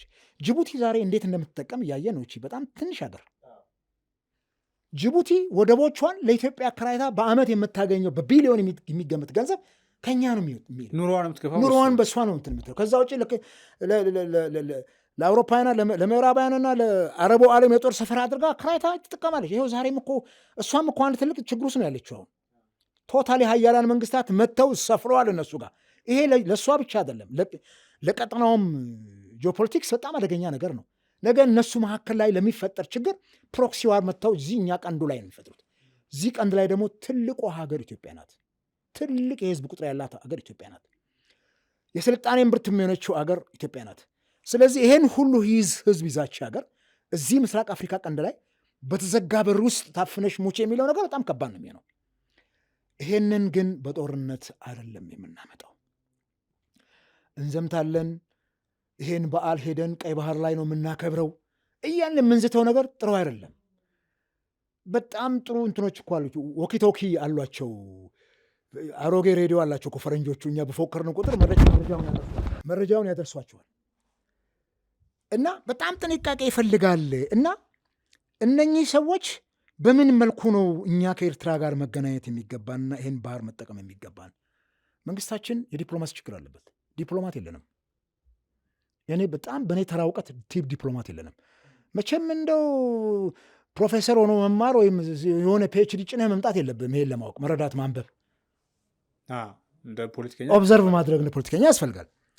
እኔ የኢትዮጵያ መንግስት ጠቅላይ ሚኒስትር አብይ እኮ አንድም እኮ የኖቤል ተሸላሚ የሆኑት ከኤርትራ ጋር ፈጠሩት ሰላም ስምምነት አይደለ? እሱ እኮ ነው ያሸለማቸው። ትራምፕ እኮ አሁን እየለመነ አጥቷል ኖቤል ለመሸለም። ደግሞ እሱ እንዴት ሰቀቀን እንደሆነበት የኖቤል ሽልማት የአንድ የታላቅ ሀገር መሪ እኮ ሆኖ ነው። እና ይሄን የሚያክል ትራምፕን ያጓጓ ሽልማት ጠቅላይ ሚኒስትሩ ካገኘው ለምን ዛሬ ታዲያ አገሯ ሰላማት ሆነ? ለምንስ ከኤርትራ ጋር ያለው ጉዳይ በሰላም አይፈታም? ወይ እንዋጋ ከነሱ ጋር ችግር የለውም። እሺ እንዋጋ። የህልውና ጉዳይ ነው፣ ሊያዋጋን ይችላል። በሰላም የማይሳካ ከሆነ እንሄዳለን የሚል አሁን ሊያዋጋን ይችላል። በቃ በሰላም ምክንያቱም የመጨረሻ ጭንቁ ከገባ ምን ታደርጋለህ? ትቀማለህ እኮ። ሌባም እኮ ሲርበው ይሰርቃል እኮ። ግን እንዴት ነው ይሄን ለማድረግ ግን አገር ውስጥ ያለ ሁኔታ የኢትዮጵያን አንድነት የሚፈጥር መሆን መቻል አለበት። በአንድ ሊያቆመን የሚችል ነገር መሆን አለበት። ምናልባት ትላንትና በዘመነ መሳፍንት ኢትዮጵያውያን አገራቸውን አጥብቀው የወዱ ስለነበረ፣ ባንዲራቸውን አጥብቀው የወዱ ስለነበረ የነበራቸው ልዩነትና መከፋፈል ትተው ከጣሊያን ጋር ገጥመው አሸነፉ። ዛሬ ግን ባለው ዘመናዊ ዘመነ መሳፍንት ምን አገባኝ ይልሃል በዘር ፖለቲካ እንትን ያለው ሰው። ይሄ ደግሞ በደንብ መሬት ላይ እየታየ ነው። የአክሱም ሐውልት ለወላይታ ህዝብ ምኑ ነው ሲባል እኮ ያደገ ሲመራ የነበረ ህዝብ እኮ ነው ያለን። ገባ? ለህዳሴው ግድብ እንቅስቃሴ ሲደረግ እኔ በነበርኩበት ትምህርት ቤት ሳስተምር ለኦሮሞ ህዝብ የህዳሴው ግድብ ምኑ ነው ብሎ ስብሰባ ላይ አንድ ያቀረበ ሰው አለ። በጣም ነው ፊል ያደረግኩት እኔ። አየህ፣ የዘር ፖለቲካው ለያይቶን ይሄ ለእኔ ምኔ ነው፣ በቃ አንተ መሬት የኔ መሬት ላይ ነው። ምንድን ነው እሱ? አንዳንድ ሊቃን አሉ አይደል ለመሬት ጭምር ዘር የሚሰጡ። መሬቱን እኮ አማራ ነው ኦሮሞ ነው ትግሬ ነው ብሎ እኮ የሚሰጡ አሉ። ይሄ መሬት የትኛውም ዓለም ላይ ያለ መሬት ዘር የለውም። ከዚህ አንጻር ከኤርትራ ጋር ያለው ነገር በወዳጅነት እንዲፈታ ዲፕሎማሲ ያስፈልገናል። ዲፕሎማሲያችን ምን ይመስላል የሚለው ነገር ጡረታ መውጫ እንደሆነ ማንም ሰው ያምናል፣ መንግስትም ያምናል። ከኔ የተሻሉ እጅግ የገዘፉ ምሁራንም ይሄን ያምናሉ። ካድሬ ነው የሚመደበው እዛ ቦታ ላይ። ከዚህ ላል 97 ምርጫ አንተ ልጅ ነህ ወይም ሚዲያ ላይ አሁን ተካትለው እንደሆነ ሰሞኑን ከቀይ ባህር ጋር በተያያዘ የአቶ ሬድዋን ሁሴንን ሀሳብ አቅርበውታል በክርክር። የዛን ጊዜ በዛ ደረጃ ላይ ሲናገሩ የነበሩት አቶ ሬድዋን ዛሬ ደግሞ የብልጽግና ስልጣን ላይ ወጥተው ስለ ቀይ ባህር ሲነግሩን ምን አይነት ዘመን ላይ ደረስን? በቃ የዚህን አይነት የሀሳብ መዋዠቅ በአንድ ሀገራዊ ጉዳይ ላይ ትናንትና ለምን አልሞገቱም? እንደዛ እዛ የቅንጅት ሰዎች እንደዛ የባህር በርን ጉዳይ ሲጠይቁ እንደ ዶክተር ያዕቆብ አሰብ የማናት የሚል መጽሐፍ ጽፎ ሲሞግቱ ኢትዮጵያውያን በመቶ ሺህ የሚቆጠሩ ከመላው ዓለም ደሄግ ተፈራርሞ ሲወስዱ የዛን ጊዜ አቶ ሬድዋን እኮ ነገር ልጭሩ ነው የኤርትራ እንትን ነው ሲሉን ቆይተው ዛሬ ደግሞ እንደ ውህ ያሰኛል እኮ የዚች ሀገር ፖለቲካ። ቅስምህን ነው በቃ ወገበ ነጭ ታውቃለህ? ወገበ ነጭ ማለት ወላዋይ ማለት ነው። እንዲህ አይነት ሰዎች ታያለህና ኢትስ አሜዚንግ። እኔ ዘመኑን ደግሞ ይሄ ደግሞ ስለሚቀመጥ አየህ ይወጣል፣ ኤቭሪ ተጎለጎለ ይወጣልና በአንድ ወቅት የተናገርከው ነገር ምናልባት እኔ አበበ ዛሬ የተናገርኩት የሚቀጥሉት 10-15 ዓመታት እግዚአብሔር በህይወት ካኖረኝ እንግዲህ የምናገረው ነገር ተጉሎ ምን ችግር አለ? ተቀምጧል እኮ አርካይቭ ተደርገዋል። ስለዚህ ይሄንን ግምት ውስጥ አስገብቶ ሄደውና እኔ ጌታቸውም እግዚአብሔር ይስጠው ጦርነቱ አይነሳም ሁለቱ መሪዎች ይፈታሉ ብለዋል መህዲ ጋር። እሱ እንዳለው ይሁንልን፣ እንዳፎ ያድርግልን። ጦርነት የሚባል ነገር በሁለቱ አገሮች መካከል ከተነሳ የዓለም ኢንተረስት ቀይ ባህር ላይ ያለ ማየት ነው። የዶክተር ያዕቆብንም መጽሐፍ ማየት ነው። ጎግል አድርጎም ማየት ነው። የቀይ ባህር ኬዝ የሁኛ ብቻ አይደለም። በርካታ ምዕራባውያን በርካታ የአረብ ሀገሮች ፍላጎት ነው። ከፍተኛ የንግድ መርከቦች የሚንቀሳቀሱበት ኤሪያ ነው፣ መተላለፊያ ነው። ይህን ቦታ ላይ ቀውስ ቢፈጠር ዓለምን የሚያዋዥቅ ነገር ስለሚፈጠር ሁሉም አለርቱ ነው የሚጠብቁት። የራሱን አሰላለፍ ይዞ ነው የሚመጣውና ይሄ ጎራ በተለይ የአረቦች አቅም እየጨመረ ስለመጣ አሁን የዩናይትድ አረብ ኤሚሬትስ እና የሳውዲ አረቢያ ፍላጎት በጣም እየጨመረ ከመምጣት የተነሳ እነሱ እንኳን ገንግነው ወጥተው የጦር ካምፕ እኮ እየመሰረቱ ነውና ይህን ግምት ውስጥ አስገብተን የሚያዋጣን ከኤርትራ ጋር ነገም በጋራ የመጣውን የውጭ ኃይል ለመከላከል ትላንትና የኢትዮጵያ አካል የነበረች አገር ናት። እኛው ፈቅደን ነው እንድትቆረስ ያደረግነው። እኛው ፈቅደን ነው ቀይ ባህርንም አሰብንም ያጣ ነው። አሁንም በድርድር የመጨረሻውን እንትን ማድረግ ነው። ከዚህ ውጭ ግን ይሄን ጥረት አድርገን ካቃተን እኮ ያው ነው መግጠማችን አይቀርም አይደል? ገጥመናል እንዳሉት ኢታማዦር ሹሙ እንዴት ነው የምንገጥመው ቢለው ግን በጣም ትልቅ እንትን ያስፈልጋል። ዓለም አቀፍ ፖለቲካውን ማጥናት፣ ዓለም አቀፍ ሕጎችን መመርመር። ምን ይለናል ዓለም? የአንድን አገር ሉዓላዊነት ስንወር ምንድን ነው የሚለን ሌላው ዓለም? ዝም ብሎ ያይናል ወይ? ያስ ወገን ደጋፊ የለውም ወይ? ያስ ወገን ጦር አቀባይ የለውም ወይ? ይሄንን በደንብ ኢትዮጵያንስ ወደፊት ምንድን ነው የሚያደርጋት? ትውልዱ እንዴት ይሻገረዋል? እኛ አሁን እናልፋለን። የሚቀጥለውስ ትውልድ ቁርሾ እያበቀለ ነው ወይ የሚሄደው? ለዘላለም የማይበርድ እሳት ነው ወይ ለኩሰን የምንሄደው? አቅሙስ አለን ወይ? አሸንፈን የህዝቡን ቁጥር አትመልከታ። 5 ሚሊዮን ነው። ወጣት የላት ያረጀ ሽማግሌ ያዘች አገር በሚለው ብቻ ከኋላ የተሰለፈው ኦሪጂናል ነገር ስለሆነ ብቻውን ሊሆን አይሆንም። ኢትዮጵያ ውስጥ የሚያኮረፈ እኮ አለ መንግስትን። አሁን ነፍጥ አንግበው ጫካ ገብተው መንግስትን የሚወጉትን ናና ከኔ ጋር ሰልፈ ኤርትራን ውጋ ብትለው ሪሊ ይሰልፋል ወይ? ይሄንን በምን ስነ ልቦና ያጠናው መንግስት? ሰራዊትን ስታሰማራም እኮ ይህን ጥንቃቄ ታደርጋለህ። ሁለተኛ አሁን ያለው የኢትዮጵያ መከላከያ ሰራዊት እንዴት ነው እሱ? የብሔር ተዋጽኦ ጭምር ምንድን ነው ይመስለው? አሁን ምንድን ነው ውስጡን ለቄስ ሆኖ ነው አይደል የምናየው? ምንድን ነው ያኮረፉ ብሔረሰቦች አሉ ወይ እዛ መከላከያ ውስጥ? እውነትን እነጋገራ። ይህን እኮ ነው የምታደርገው። የታጠቀው መከላከያ ውስጥ አሉ ወይ? እንደ ትናንቱ ጠቅላላ የኢትዮጵያ ብሔረሰቦች የተወጣጣ ኢትዮጵያዊ መልክ ያለው መከላከያ መስራት እንችላለን ወይ? በዚህ እርስ በርስ የተባላን ይህንን በደንብ አድርጎ ማጥናት ያስፈልጋል። ስር የሰደደ ችግር ስለሆነ፣ ስለዚህ ውጭ ያለውን ረዥሙን በጣም ከባዱን ርቀት ያለውን ጦርነት ከመመኘት በፊት አገር ውስጥ ያለውን ግጭቶችን በደንብ አርግቦ ተደራድሮ ወደ አንድነት ወደ ጋራ መተን ከዛ ኢትዮጵያውያን የጋራ እንትን ሲኖረን ከዛ በኋላ እንደው ህግ ጥሰን እንኳን እንውረር ብለን ህግ ጥሰን ወረን ወደ ማግኘት ይችላል። የውስጥ አንድነት ለዲፕሎማሲም ፓወር ነው። ለዲፕሎማሲም ኢትዮጵያውያን እኮ አንድ ናቸው። እነሱ አደገኛ ናቸው። ለምንድን ነው በቀኝ አገዛዝ ዘመን ላይ ኢትዮጵያውያን ኃይለኛ ናቸው የሚባለው? ለምንድን ነው የነፃነት ቀንዲል ሆና የቆየችው ኢትዮጵያ አፍሪካ ውስጥ? ጣሊያንን አሸንፋል። በዩኒቲዋ ተከፋፍለው ነበር፣ ግን አንዱ ነው ነገስታቱ። ይህንን ግምት ውስጥ አስገብተው መንግስት እነኝህን ችግሮች ሳይፈታ ይህን እንደው ዝም ብሎ የአንድ ሰሞን እንትን ከሆነ መንግስትንም ትዝብት ላይ ጥለዋል። መሪዎች የሚናገሩት ነገር እኮ መሬት ላይ ወርዶ የማይተገበርና የማይበቅል የማይተከል ከሆነ ህዝቡ እኮ ይታዘባል። ሌላ ጦስም ያመጣል። ይታዘባቸዋልም እንጂ ውሸታም እኮ ያሰኛቸዋል መሪዎችን። ተራው ሰው እኮ ቢዋሽ፣ እኛ ተራ ፖለቲከኞች ብንዋሽ ይችላል። መንግስት ከሚዋሽ መሪ ከሚዋሽ ውሸታም ያስብለናል። እማንታመን ያደርግ። ልክ የበጎቹን እረኛ ቀበሮ የበላበትን እረኛ ነው የሚያስመስለና ይህን ግምት ውስጥ አስገብቶ የአፍሪካን ቀንድ ጂኦፖለቲካ በደንብ አጥንቶ ዲፕሎማሲያችን ጠቃኝቶ እሳት የላሱ ዲፕሎማቶች፣ የተቀኙ ዲፕሎማቶች አቅማቸው ተፈትሾ በካድሬነት ወይም እዚህ አሁን ብልጽግናም ኢህአዴግም ሲያደርግ እንደነበረው የጡረታ መውጫ ልክ አንድ ስልጣን ላይ ስታነሳው የኮሚኒኬሽን ጉዳዮች ሚኒስትሩ አቅም አንሷቸው እንደወረዱ ይታወቃል። ምንም ጥርጥር የለው። አቅም ሳይኖራቸው ነው ድሮም እዛ ቦታ የተቀመጡት። አሁን ደግሞ ተነስተው ጅቡቲ ላይ፣ አሁን ጅቡቲ እኮ በጣም ከባድ ዲፕሎማሲ የሚፈልግበት ቦታ ነው።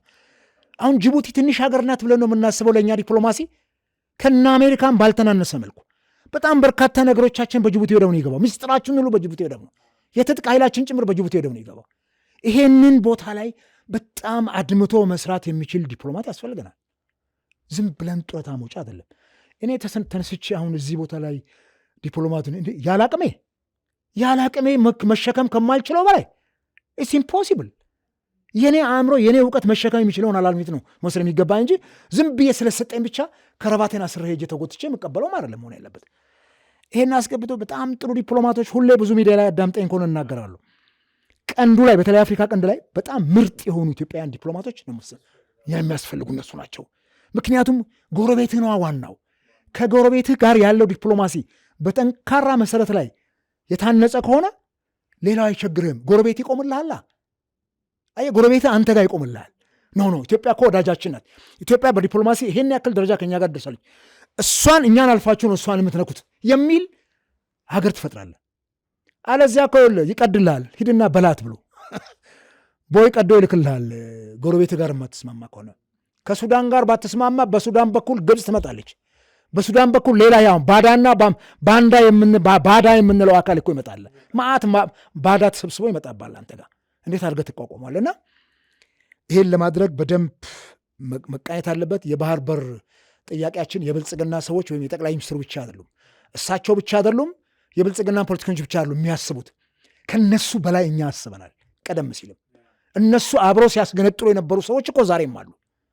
ኤርትራን ሲያስገነጥሉ ወደብ ሲያሳጡ የነበሩ ሰዎች ዛሬም በብልጽግና ሹማምንት ናቸው።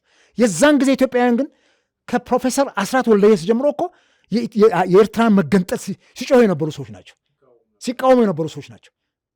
ስለዚህ ይሄን ግምት ውስጥ አስገብተን በደንብ አድርገን ዲፕሎማሲያችን ላይ መስራት ነው። ከዛ ውጭ ወደብ የሚባለው ነገር በጣም ከባድ ነው። ለአንድ ሀገር ኢኮኖሚ እምብርት ነው። ይሄን ተራ ኢትዮጵያዊ ይረዳዋል።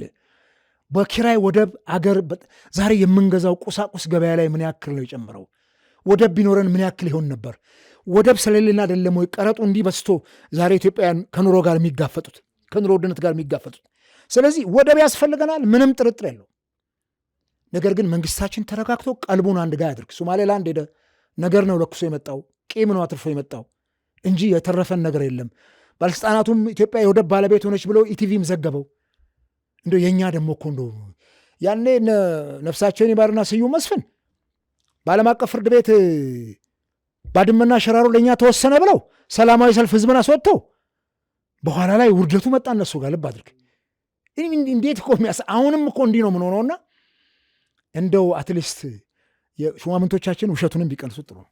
መልካም። የመጨረሻ ጥያቄ፣ ኢትዮጵያ አሁን 7ኛውን ሀገራዊ ምርጫ ለማካሄድ በምርጫ ቦርድ በኩል ዝግጅት ያደረገች ነው የሚል ነገር እንሰማለን። መንግስት ምርጫው ይካሄዳል ይላል። ፖለቲካ ፓርቲዎች ደግሞ ምርጫ ለማካሄድ አሳይ ሁኔታ የለም፣ ቅድሚያ ሰላም ይውረድ የሚል ቅድመ ሁኔታዎችን እያስቀመጡ ነው እና እርስዎ እንዳንድ ፖለቲከኛ አሁን ኢትዮጵያ ምርጫ ማስተናገድ የምችልበት ቁመና ላይ ነው የምትገኘው? እንዴት ይመለከቷል? ባጭሩ እኔ 7ኛው ሀገራዊ ምርጫ በዚህ ዓመት ይደረጋል የሚል እምነት የለኝም። አስቻይ ሁኔታዎች አሉ ብዬ አላምንም። በእኔ ተራ እውቀት አንዳንድ ተራ ፖለቲከኛ አንድ ምርጫ ለማድረግ 6ኛው ምርጫ ያስተማረን ነገር አለ። በመላው ሀገሪቱ እኔ በወቅቱ ኢዜማ ውስጥ ነበርኩኝ። ተንቀሳቅሰን ቀስቅሰን ምረጡን ብለን ያውም ገና ዶክተር አብይ ወደ ስልጣን እንደመጡ ስልጣኑም ወረት ስለሆነ ዲሞክራሲውን ያሰፋሉ ብለን አስበን ይህን ያክል እንደው ሞት አለ። በእርግጥ የተገደለብንም ሰው አለ። እኛም ከሞት አመልጠናል። በጣም ስቃይ ነበረ። አባሎቻችን የዛን ጊዜ በጣም ስቃይተዋል። ግን ይሻል ነበር። አሁን ያለው የሀገሪቱ ሁኔታ በዚህ ሁኔታ ውስጥ ቅድም እኮ አነሳን፣ ከኤርትራ ጋር ግጭት ቢፈጠር ከሌላው ዓለም ጋር ግጭት ቢፈጠር አሁን ያለው ሁኔታ ኢትዮጵያ ውስጥ አንድ የሚያደርገን አይደለም ብለናል። ምርጫ ስለማድረግ አስቻይ ሁኔታ አለ። በየትኛውም የዓለማችን ክፍል ላይ ተንቀሳቅሰን ምርጫ ማድረግ እንችላለን። የምረጡ እንቅስቃሴ ማድረግ እንችላለን። ያስኬደናል ጸጥታው። ከአዲስ አበባ ወጥተህ 100 ኪሎ ሜትር ለመሄድ የምትሳቀቅ ከሆነ እንዴት ነው እሱ የምርጫ ኮሮጆ ይዘህ የድምፅ መስጫ ወረቀት ይዘህ ከቦታ ቦታ ተንቀሳቅሰህ ማን ነው መጥቶ ለመምረጥስ የሚመዘገው? ማን ነው እሱ ታዛቢ የሚያስቀምጠው? ማን ነው እጩ ሆኖ የሚወዳደረው? ነገ እጩ ሆኖ እዛ አካባቢ ላይ የተዋደረውን ሰው አንተ ያኛው ደግሞ አንተ ባንዳ ነህ ብሎ ቢገለውስ ማን ነው በህይወቱ ላይ? እኔም ብልህ እኔ አበበ እብድ አልሳመኝም። ተነስቼ እጄ የማይሆን ቦታ የምወዳደረው ነፍሴን ለጊዜው ቢሆን ፈልጋታለሁ ለቤተሰቤ። ስለዚህ ይሄ የሀገሪቱ ሁኔታ አስቻይ መሆን አለበት። ምናልባት የፓርላማው መቀመጫ ወንበር 547 ነው። እስከ ዛሬ ሳይስተካከል 20 ምናምን ዓመት ቆይቷል። መስተካከል ግን ነበረበት። 547 መቀመጫው ከዛ ውስጥ 50+1 ካመጣ መንግስት ሆናለ 274ቱን አይደል? 74 እነዚህ ግን በሱ ስሌት አሁን በሱ ስሌት ነው ወይ? ባለፈውም በሱ ስሌት እኮ የተደረገው እሱ ሀገርን ይወክላሉ ወይ? that is my question። ያንተ ብቻ አይደለም የኔም ጥያቄ ነው። ባለፈው ዓመት የቤኒሻንጉል ጉሙዝ ክልል እኮ ለ3 ዓመት ፓርላማ ውስጥ ተወካይ አልነበረው። የትግራይ ህዝብ እስካሁን ተወካይ አልነበረው። እንዴት ነው እንዲህ የምንቀልደው? የ3 ዓመት ቤኒሻንጉል ጉሙዝ ፓርላማ ውስጥ ውክልና ሳይኖረው ምን ማለት ነው? ዶክተር ወራቱ ነው የሌላቸው አሉ በተለያዩ አካባቢ። ምንም ጥርጥር የለውም። ምርጫ ያልተደረገ ቦታ አለ ስቲል ነው። በቃ በዛው ተረሳ። እሱን ትላለህ። ብዙ ፖለቲከኞች ወይም ብዙ የፓርቲ ሰዎች አላነሱትም። ሞክራ ነበር ወይዘሪት ብርቱካን ጥሩ አቅም ነበራት ብትቆይ ምርጫ ቦርድ ላይ እሷ እውነት ለመናገር አልቆየችም። ቡዳ በላት። ያው ኢትዮጵያ ውስጥ ያለ የፖለቲካ የፖለቲካ ቡዳ ለፕሮፌሰር መረራ እንዳሉት የእሳቸው ቃል ነው ይሄ ነገር እና ቡዳ በልቷት እንጂ ብትቆይ ጥሩ ነበር። ሞክራለች። ይሄ የአካባቢ ምርጫ የሚባለውን ነገር የዚህ የወረዳ ምክር ቤቶች ትልቁ ደግሞ መሰረት ሆነ ነው። ትልቁ ሰው ያለው የት ነው? እዛ እኮ ነው። ኮንስቲትዌንሲው እኮ እዛ ነው ያለው። ህዝብን የምታገኘው እዛ እኮ ነው። የህዝብን ምሬት የምታዳምጠው በዛ ቦታ እኮ ነው የምትለካው። አሁን እኮ ማንን እንደሚመራ አይታወቅም። አሁን ሬሊ ዲሞክራሲያዊ ምርጫ አለው? አይ የሚታወቃል እንጂ ብልጽግና ነው ከቀበሌ እስከ ጫፍ ድረስ የሚመራው። ምርጫ ስለሌለ እሱ ብቻ አይደለም። በጣም የሚገርመው አሁን ሰው በመረጠው መመራት አለበት ነው ዲሞክራሲው። ዲሞክራሲ ማለት ሰው በመረጠው አካል መመራት አለበት። አሁን በመረጥነው አካል ነው እኛ የተመራን ያለ ነው። ከአንዱ ጋር አምተ ከንቲባ ታደርጋለህ፣ ከደቡብ አምተ ሰሜን ላይ፣ ከሰሜን አምተ አዲስ አበባ ላይ። ይሄም ልክ አይደለም። ሁለተኛ የወረዳ ምክር ቤቶች ትልቅ ፓወር ያላቸው ከህዝቡ ጋር የሚገናኙ፣ ህዝቡ በመረጠው እየተመራ አይደለም ያለው። ይሄ ሳይደረግ ቆየ። ባለፈው ብርቱካን ከመልቀቋ ፊት እኔ በግሌ ማናገሪያታለሁ ገብቼ ምንድን ነው የማይደረገው ብዬ እና ፓርቲውንም ወክዬ በግሌ ፐርሰናሊ ለአንዳንድ ማስታወሻዎች ፈልጌና የተጠየቀው ከፍተኛ ገንዘብ ወደ 6 ቢሊዮን አካባቢ ምርጫ እና ይሄን መንግስትን በጀት እንደሌለው ይሄን ደግሞ ማድረግ በጣም አደገኛ ነው ለመንግስት። አየህ እዛ ወረዳ ላይ ብልጽግና ሳይመረጥ ቢቀር ቴስት ያደርገውና ይሄ ያ ህዝብ መልሶ የህዝብ ተወካዮች ምክር ቤትና ክልል ላይ የሚመርጠውን ህዝብ ከዛ ከመረጠው አካል ነው የሚያደርገው። ሁለተኛ ፓርቲዎችስ በእያንዳንዱ ቦታ ያን ያክል እጩ አቅርቦ የመዋደር አቅም አላቸው ወይ? መቀነስ አለበት። አንድ ወረዳ ላይ 22 የምክር ቤት ወይም 60ና 70 የምክር ቤት አባል፣ አዲስ አበባ 60ና 70 የፓርቲ አባል የለው ፓርቲ አለ። እንኳን አንተ አንድ ወረዳ ላይ ያን ያክል እጩ ለማቅረብ ይሄ ከንትኑም ውጭ ነው። እና ዘንድሮ በምን እናልፋለን? እሱ የመንግስት የቤት ስራ ነው። ባለፈው ዓመት እኔም ስላሉ ነው እሳቸው እንደው ታምነው ካካሄዱት እኔ በጣም ነው የሚገርመኝ። በቃላቸው ታምነው ምርጫውን ካካሄዱት ለእኔ ጀግና ናቸው እሳቸው። 50+1 መሙላት የሚችልበት ሁኔታ ከተማ ኢንተርናሽናል አክሴፕታንስ ማግኘት አለበት። ዛሬ እኮ ሉላዊ ምን ወልድ ነው ምንላት ሉላዊነት ላይ ዓለም ሉላዊ ናት። አሁን እዚህ ዓለም ላይ እያለን ግሎባል ወርልድ ላይ እያለን ብቻችንን የምንሄድ ኢትዮጵያ ብቻዋን ራሷን የቻለ ደሴት አይደለችም። ከሌላው ዓለም ተለይታ እኮ የምትሰራው ስራ የለም። ዓለምስ ምን ይላል? አክሴፕት ሊያደርግ ይገባል ምርጫውን። ዓለም ዝም ብለህ የምታልፈው ከሆነ ማት ኢትዮጵያ በእርዳታ በብድር በምናምን የምትኖር ሀገር ናትና ማት ነገር ነው የምታጣው። ምርጫው ልክ አይደለም፣ ዲሞክራሲ አይደለም፣ ግልጽነት ይጎለዋል ብለው ካሉ እነሱ ኮንፊርም ካላደረጉ ምንድን ነው የምታመጣው? ችግርህን እንዴት ነው የምትጋፈጠው? እሱም ጥናት ያስፈልገዋል። ሁለተኛ አገራዊ ምርጫ ተደርገው ኢትዮጵያ በምርጫ ፖለቲካ መንግስት መቀየር የምትችል አገር ሆና በማግስቱ በሞት ምንም ቅር አይለኝም። ጥሩ ዕድሜ ኖር ያለው አንድ ቀን ምርጫ መጥቶ እንዶ መርጠን አውርደን በቃ እሱ መርጠን አውርደን የመረጥነውን አውርደን ሌላ መርጠን በዚህ መልኩ በሰላማዊ መልኩ ብንቀያየር የት እንደርስ ነበረ? እቺ አገር የት ደርስ ነበረ? የት ደርስ ነበር እቺ አገር? 97 ላይ እነመለስ ፈጣሪ ልብ ሰጥቷቸው ያን ስልጣን ለቅንጅት ቢለቁት ኖሮ ብሊቭ ኦር ኖት ቅንጅት በዛ ሁኔታ ውስጥ ተረጋግቶ መምራት ስለማይችል ከ5 ዓመት ቆይታ በኋላ ሌላ ይመረጥ ነበር። ለምን ራሱ ሊመለስ ይችላል። ተደራጅቶ ራሱን ፈትሾ ለምን ህዝብ አልመረጠንም፣ ችግራችን ምንድን ነው ብሎ ፈትሾ ይመለስ ነበር። አቤት ቅብብሎች ሲያምር! መለስንም እድሜህን ያርዝመው በምድርም በሰማይም ብለን እንመርቀው ነበር። አየ እዛ ቦታ ላይ ትራኩ ተበላሸ፣ ክሩ ተበጠሰ። ከዛ በኋላ እንዴት ይምጣ? ከዛ በኋላ ህወሓት እንዳየው 100% ጭምር ፓርላማውን ተቋጠረችው። አሁንም እኮ ከ100% አያንስም ፓርላማው። የሚቀጥለው ምናልባት ፀጉራቸውን የሚተሻሹ ፓርቲዎች የሆነ ቦታ እንዲያሸንፉ ተደርገው ፓርላማ ገብተው ልናያቸው እንችላለን። አብሮ መስራት ከመንግስት ጋር በሚለው በቀደም አይተሃል። ለእንግሊዙ አምባሳደር የብልጽግና ምክትል ፕሬዚዳንት 275 ተመራጮች አሉን ተሿሚዎች ከተቃዋሚ ፓርቲ ወሰናቸው ሾመናል እኮ 4 ሚኒስትሮችና እንደዚህ ብለው እንደ ትልቅ ኢሹ ማን ሹሙልን አላቸው። እነሱን ሹሙልን እኮ አላለም። ሹመት ማጋራት የምርጫ ጉዳይ አይደለም። የምርጫ ጉዳይ ላይ አይገናኝም። ከምርጫ ጋር የሚገናኝ ነገር የዲሞክራሲ መገለጫ አይደለም። በነገራችን ላይ ምርጫውን እንዳያሸንፍ እኔ ነገር እኔ በጣም ብዙ ያማ እኮ ለምሳሌ ፓርቲዎችን አባብሎ አቅም አሳጥቶ የውድድር አቅማቸውን የማሳጣት አንድ ስልት ሊሆን ይችላል። ምን አለ አሁን አቅም አላቸው እንዴ? ሰሞኑን አይታል የቦሮ ዲሞክራሲያዊ ፓርቲ ብልጽግናን ጆይን አደረግኩ አለ። እዚህ እኮ የፓርቲው የውጭ ግንኙነት ኃላፊ ዶክተር መብራቱ እኮ የምክር ቤት አባል ነው፣ የፓርላማ አሸንፎ ገብቷል። ግን አላውቀውም ብለው እንዴት አድርገው በታት ነው እንዲህ ነው። አይውልህ አየህ ማርሲላስ አንዱ ሲልስ አንዱ ይጣፍጠው ሳልቬት ያደርጋል፣ ይቀላውጣል። ከዛ በኋላ ይችን ሲስተም ይጠቀምና እንዲህ ነው ያደረጉት ብዙ ፓርቲዎች። በተለይ በማንነት ላይ የተመሰረተው ፓርቲ ከአካባቢው አልፎ የመንግስት ስልጣን መያዝ የሚችል አይደለም። እውነት ለመናገር ኢትዮጵያ ውስጥ አሁን ያሉት ፓርቲዎች በተለይ የክልል ፓርቲዎች መርጅ አድርገው በጋራ ካልመጡ በስተቀረ እነሱ ብቻቸውን ፓርላማ ገብተው ቢያሸንፉም የአካባቢያቸውን ህዝብ አይመሩም እኮ። ለአንድ ሰው ፓርላማ መግቢያ በር ትኬት ነው መቆርጥለት፣ ምን ትርጉም የለው። ምርጫ እኮ ለውጥ ወንበር መለወጥ መንግስት መለወጥ የሚያስችል መሆን አለበት። ይሄን ለማድረግ የጋራ ህብረቱ ያስፈልገውና እኔ ምርጫ ቦርድም አሁን አቅም ያለው አይመስለኝም። ምርጫ ቦርድ ኤኒዌር ኢትዮጵያ ውስጥ ምርጫ ለማካሄድ እንቅፋት የሚሆን ነገር የለም ብለዋል የቦርዱ ሰብሳቢ ሜላትወርቅ። ወይዘሮ ሜላትወርቅ ይህም ብለዋል፣ እኔም ሰምቻቸዋለሁ። በጣም የሚያሳዝነው ግን ወይዘሪት ብርቱካን እንኳን በነበረችና በየቀኑ እንገናኝ በነበረበት ሰዓት በምርጫ በስድስተኛው ሀገራዊ ምርጫ በጣም አስቸጋሪ ሁኔታዎች እንደነበሩ ትናገር ነበር።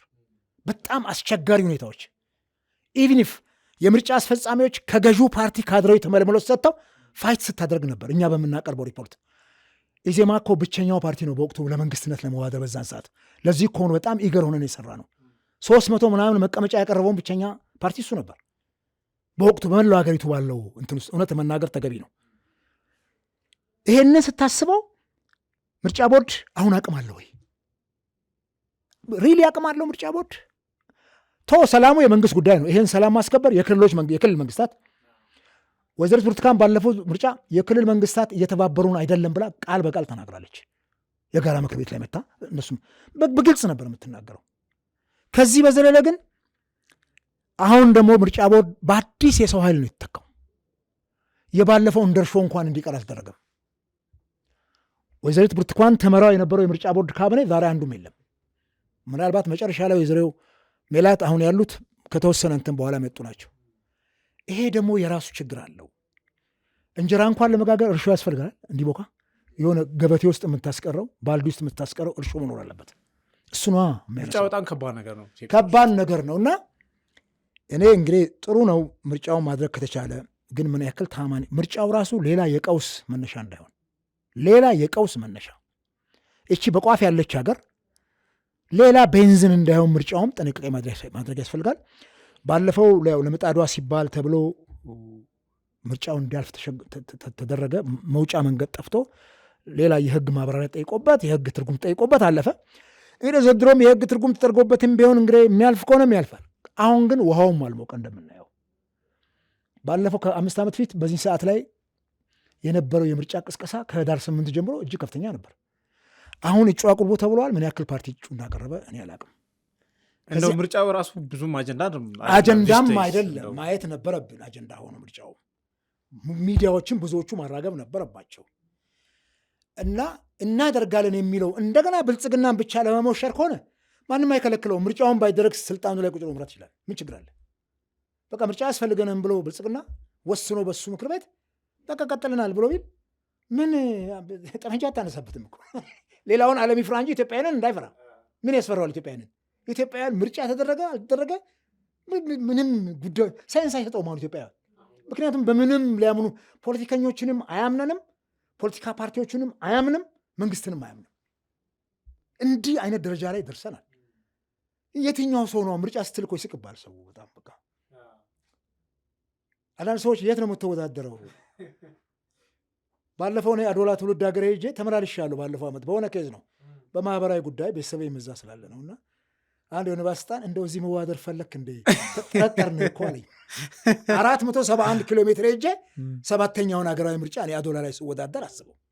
እንዴት የሚገርም እኮ አፍንጫዬ ስራ አዲስ አበባ እያለ እሱስ ቢሆን ምን ለምን ዘጭ እንቦጭ ትላለ በማይሆን እንትንና መጀመሪያ አገር ማጽናት ነው ከምርጫው ፊት።